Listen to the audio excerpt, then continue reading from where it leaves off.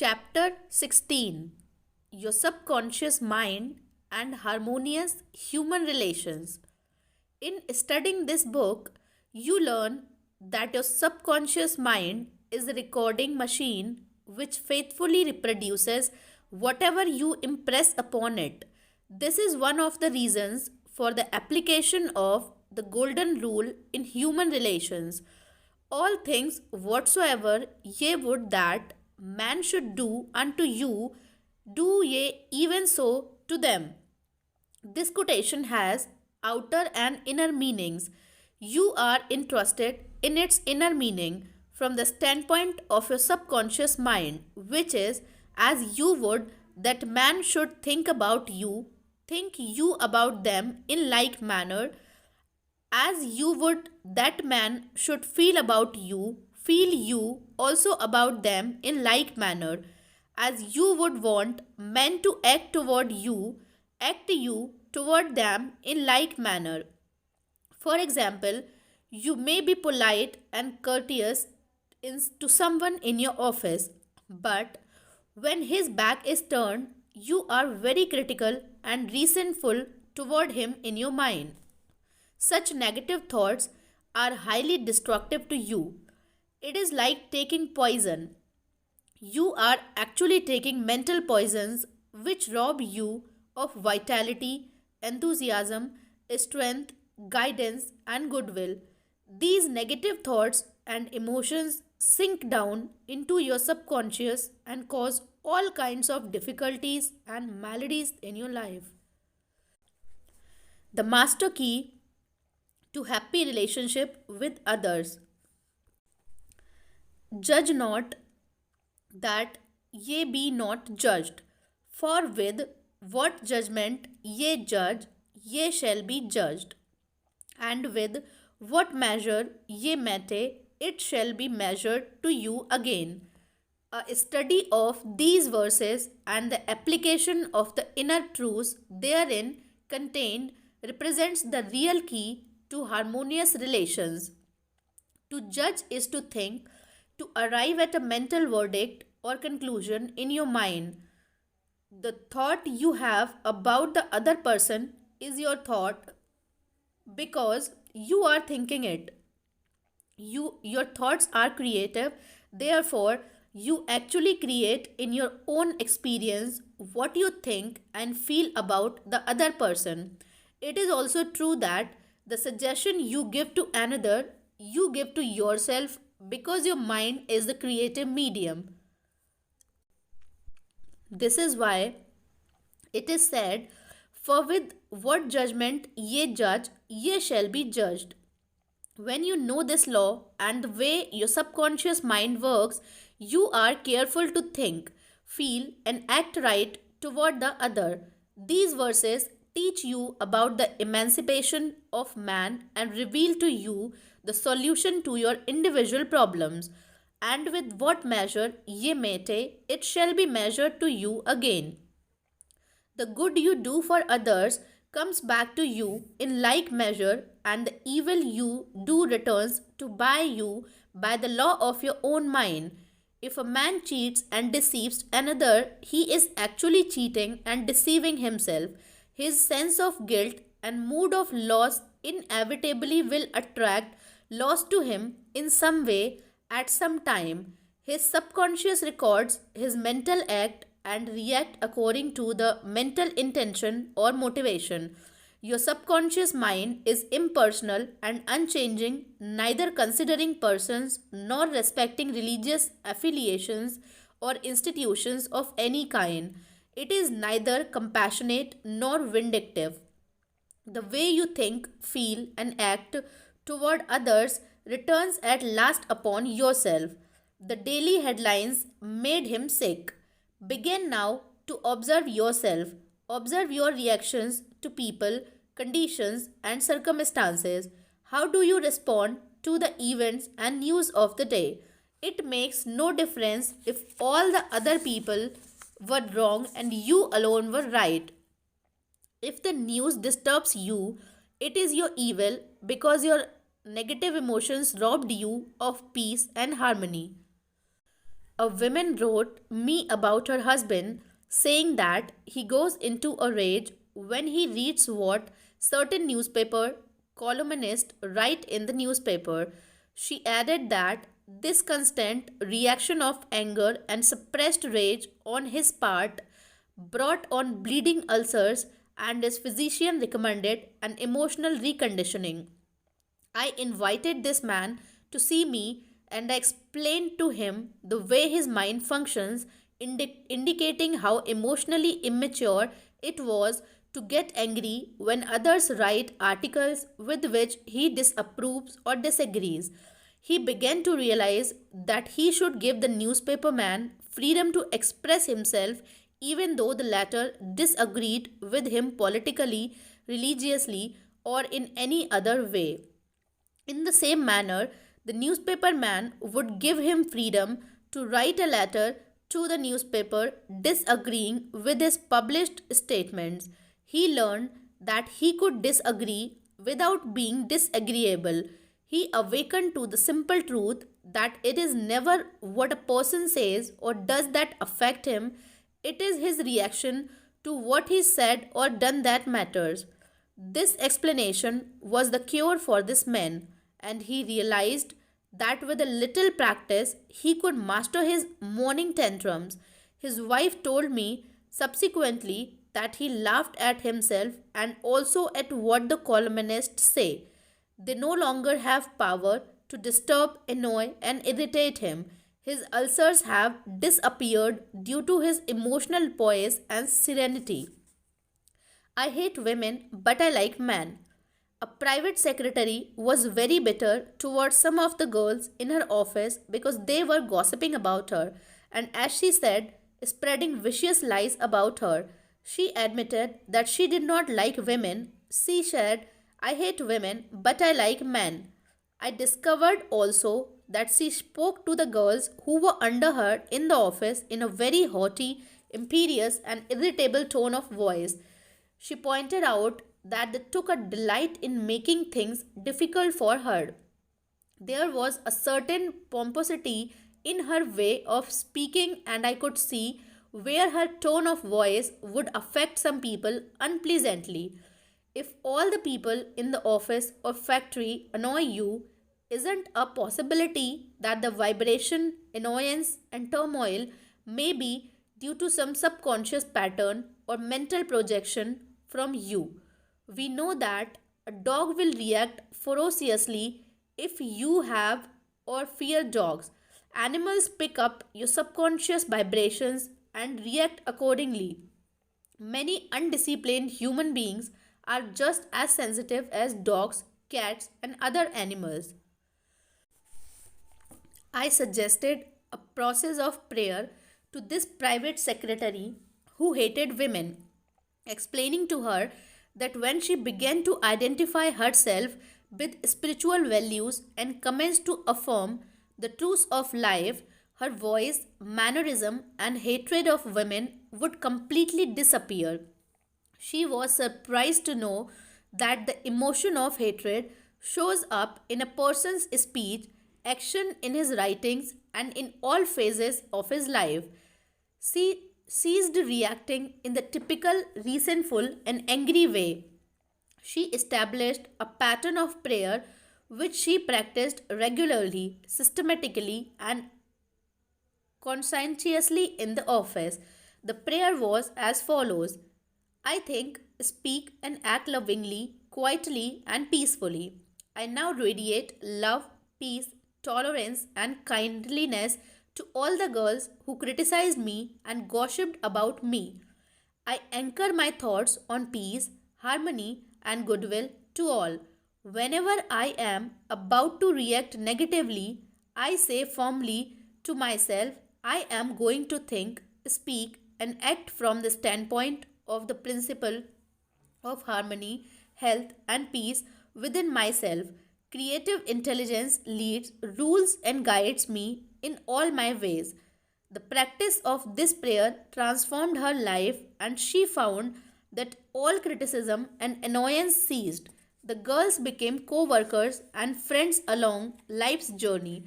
She discovered that there is no one to change but myself. His inner speech held back his promotion. One day, a salesman came to see me and described his difficulties in working with the sales manager of his organization. He had been with the company 10 years and had received no promotion or recognition of any kind. He showed me his sales figure, which were greater proportionately than the other man in the territory. He said that the sales manager did not like him, that he was unjustly treated, and that at conferences the manager was rude to him and at times ridiculed his suggestions. I explained that undoubtedly the cause was to a great degree within himself, and that this concept and belief about his superior born witness to the reaction of this man. The measure we meet shall be measured to us again. His mental measure or concept of the sales manager was that he was mean and cantankerous. He was filled with bitterness and hostility toward the executive. On his way to work, he conducted a vigorous conversation with himself filled with criticism, mental arguments, recriminations, and denunciations of his sales manager. What he gave out mentally, he was inevitably bound to get back. This salesman realized that his inner speech was highly destructive because the intensity and force of his silent thoughts and emotions and personally conducted mental condemnation and vilification of the sales manager entered into his own subconscious mind. This brought about the negative response from his boss as well as creating many other personal, physical, and emotional disorders. He began to pray frequently as follows: I am the only thinker in my universe. I am responsible for what I think about my boss. My sales manager is not responsible for the way I think about him. I refuse to give power to any person, place, or thing to annoy me or disturb me. I wish health, success, peace of mind, and happiness for my boss. I sincerely wish him well, and I know he is divinely guided in all his ways. He repeated this prayer out loud slowly, quietly, and feelingly, knowing that his mind is like a garden and that whatever he plants in the garden will come forth like seeds after their kind. I also taught him to practice mental imagery prior to sleep in this way. He imagined that his sales manager was congratulating him on his fine work, on his zeal and enthusiasm, and on his wonderful response from customers. He felt the reality of all this, felt his handshake, heard the tone of his voice, and saw him smile. He made a real mental movie, dramatizing it to the best of his ability. Night after night, he conducted this mental movie, knowing that his subconscious mind was the receptive plate on which his conscious imagery would be impressed. Gradually, by a process of what may be termed mental and spiritual osmosis, the impression was made on his subconscious mind and the expression automatically came forth. The sales manager subsequently called him up to the San Francisco, congratulated him, and gave him a new assignment as division sales manager over 100 man with a big increase in salary. He changed his concept and estimate of his boss and the later responded accordingly. Becoming emotionally mature. What the other person says or does cannot really annoy or irritate you except you permit him to disturb you. The only way he can annoy you is through your own thought. For example, if you get angry, you have to go through four stages in your mind. You begin to think about what he said. You decide to get angry and generate an emotion of rage. Then you decide to act. Perhaps you talk back and react in kind. You see that the thought, emotion, reaction, and action all take place in your mind. When you become emotionally mature, you do not respond negatively to the criticism and resentment of others. To do so would mean that you had descended to that state of low mental vibration and become one with the negative atmosphere of the other.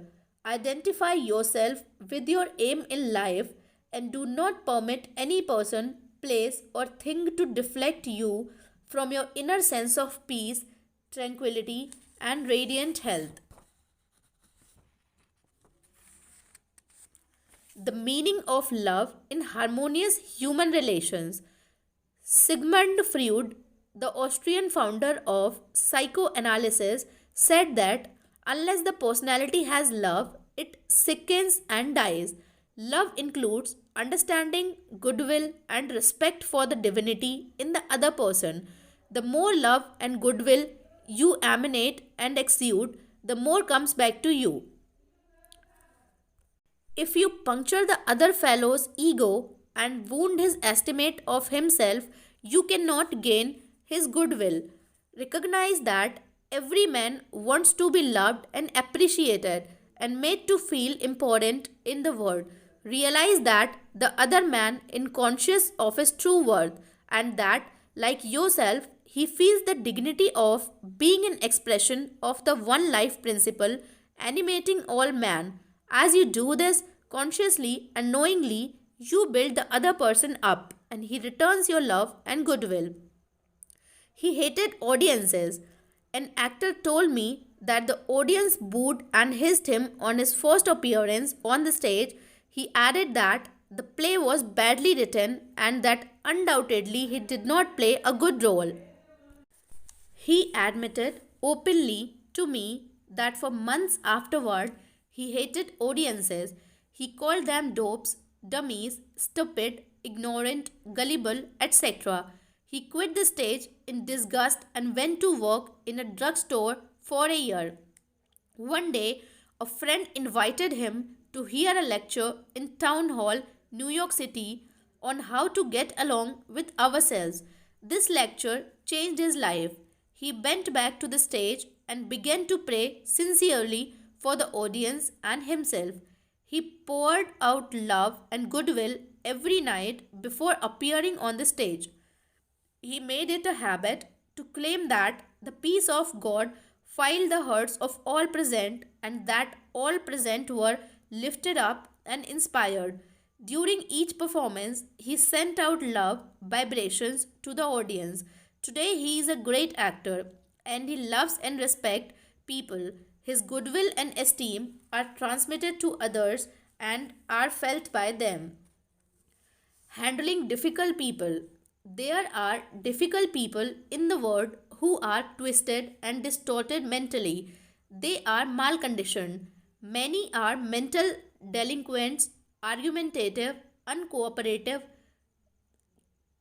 cantankerous, cynical, and sore on life. They are sick psychologically. Many people have deformed and distorted minds, probably warped during childhood. Many have congenital deformities. You would not condemn a person who had tuberculosis, nor should you condemn a person who is mentally ill. No one, for example, hates or resents a hunchback. There are many mental hunchbacks. You should have compassion and understanding. To understand all is to forgive all. Misery loves company. The hateful, frustrated, distorted, and twisted personality is out of tune with the infinite. He resents those who are peaceful, happy, and joyous. Usually, he criticizes, condemns, and vilifies those who have been very good and kind to him. His attitude in this, why should they be so happy when he is so miserable? He wants to drag them down to his own level. Misery loves company. When you understand this, you remain unmoved, calm, and dispassionate. The practice of empathy in human relations. A girl visited me recently stating that she hated another girl in her office. She gave as a reason that the other girl was prettier, happier, and wealthier than she, and in addition, was engaged to the boss of the company where they worked. One day after the marriage had taken place, the crippled daughter by a former marriage of the women whom she hated came into the office. The child put her arms around her mother and said, "Mummy, mummy, I love my new daddy. Look what he gave me." She showed her mother a wonderful new toy. She said to me, "My heart went out to that little girl, and I knew how happy she must feel." I got a vision of how happy this woman was. All of a sudden, I felt love for her, and I went into the office and wished her all the happiness in the world, and I meant it. In psychological circles today, this is called empathy, which simply means the imaginative projection of your mental attitude into that of another. She projected her mental mood or the feeling of her hurt into that of the other women and began to think and look out through the other women's brain. She was actually thinking and feeling as the other women and also as the child, because she likewise had projected herself into the mind of the child. She was looking out from the vantage point on the child's mother. If tempted to injure or think ill of another, project yourself mentally into the mind of Moses and think from the standpoint of the Ten Commandments. If you are prone to the envious, jealous, or angry, project yourself into the mind of Jesus and think from that standpoint, and you will feel the truth of the words, "Love ye one another." Appeasement never wins. Do not permit people to take advantage of you and gain their point by temper tantrums, crying jacks, or so called heart attacks. These people are dictators who try to enslave you and make you do their bidding. Be firm but kind and refuse to yield. Appeasement never wins. Refuse to contribute to their delinquency, selfishness, and possessiveness. Remember, do that which is right. You are here to fulfill your ideal and remain true to the eternal varieties and spiritual values of life which are eternal. Give no one in all the world the power to deflect you from your goal, your aim in life, which is to express your hidden talents to the world, to serve humanity, and to reveal more and more of God's wisdom, truth, and beauty of all people in the world. Remain true to your ideal. Know definitely and absolutely that whatever contributes to your peace, happiness, and fulfillment must be necessity. Bless all men who walk the earth. The harmony of the part is the harmony of the whole, for the whole is in the part, and the part is in the whole. All you owe the other, as Paul says, is love, and love is the fulfilling of the law of health, happiness, and peace of mind. Profitable pointers in human relations. Number 1. Your subconscious mind is a recording machine which reproduces your habitual thinking. Think good of the other, and you are actually thinking good about yourself. Number 2. A hateful or resentful thought is a mental poison. Do not think ill of other, for to do so is to think ill of yourself. You are the only thinker in your universe and your thoughts are creative. Number 3. Your mind is a creative medium. Therefore, what you think and feel about the other, you are bringing to pass in your mind own experiences. This is the psychological meaning of the golden rule, as you would that man should think about you and think you about them in the same manner. Point number 4.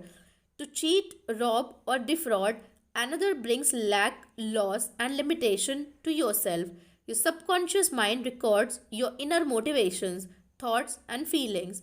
These, being of a negative nature, loss, limitation, and trouble, come to you in countless ways. Actually, what you do to the other, you are doing to yourself. Number 5. The good you do, the kindness proffered, the love and goodwill you send forth will come back to you multiplied in many ways. Number 6. You are the only thinker in your world. You are responsible for the way you think about the other. Remember, the other person is not responsible for the way you think about him. Your thoughts are reproduced. What are you thinking now about the other fellow? Number 7. Become emotionally mature and permit other people to differ from you. They have a perfect right to disagree with you, and you have the same freedom to disagree with them. You can disagree without being disagreeable. Number 8. Animals pick up your fear vibrations and snap at you. If you love animals, they will never attack you. Many undisciplined human beings are just as sensitive as dogs, cats, and other animals. Number 9. Your inner speech, representing your silent thoughts and feelings, is experienced in the reaction of other towards you. Number 10. Wish for the other what you wish for yourself. This is the key to harmonious human relations. Number 11. Change your concept and estimate of your employer. Feel and know he is practicing the golden rule and the law of love, and he will respond accordingly. Number 12. The other person cannot annoy you or irritate you except you permit him. Your thought is creative. You can bless him. If someone calls you a skunk, you have the freedom to say to the other, God's peace fill your soul. Number 13. Love is the answer to getting along with others. Love is understanding, goodwill, and respecting the divinity of the other. Number 14. You would not hate a hunchback or cripple. You would have compassion. Have compassion and understanding for mental hunchbacks who have been conditioned negatively. To understand all is to forgive all. Number 15. Rejoice in the success, promotion, and good fortune of the others. In doing so, you attract good fortune to yourself. Number 16. Never yield to emotional scenes and tantrums of others. Appeasements never win. Do not be a doormat. Adhere to that which is right. Stick to your ideal, knowing that the mental outlook which gives you peace, happiness, and joy is right, good, and true. What blesses you blesses all. 17. All you owe any person in the world is love, and love is wishing for everyone what you wish for yourself, health, happiness, and all the blessings of life.